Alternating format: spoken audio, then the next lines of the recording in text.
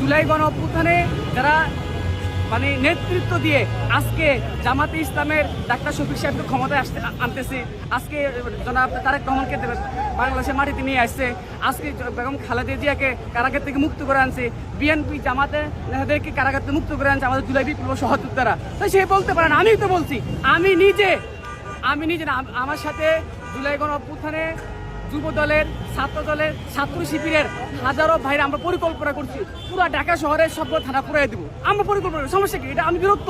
আমি দেশ স্বাধীন করছি, খুনি হাসিনার হাত থেকে, আওয়ামী লীগের হাত থেকে এই দেশকে মুক্ত করছি, এটা আমি বলতেই পারি। এটা কিছু অন্যায়, কোনো প্রশ্নে আসে না, এটা কোনো প্রশ্নে আসে না। এটা বিরক্তকতার গল্প। আগামীর প্রজন্ম আমাদের কাছে গল্প শুনবে, আমরা এগুলো বলবো, এটা বলতেই পারি।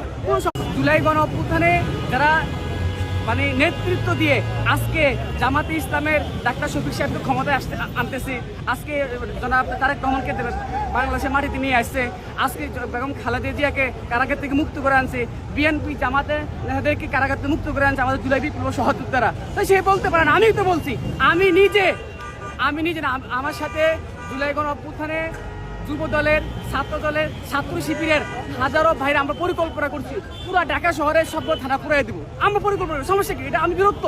আমি দেশ স্বাধীন করছি, খুনি হাসিনার হাত থেকে, আওয়ামী লীগের হাত থেকে এই দেশকে মুক্ত করছি, এটা আমি বলতেই পারি। এটা কিছু অন্যায়, কোনো প্রশ্নে আসে না, এটা কোনো প্রশ্নে আসে না। এটা বিরক্তকতার গল্প।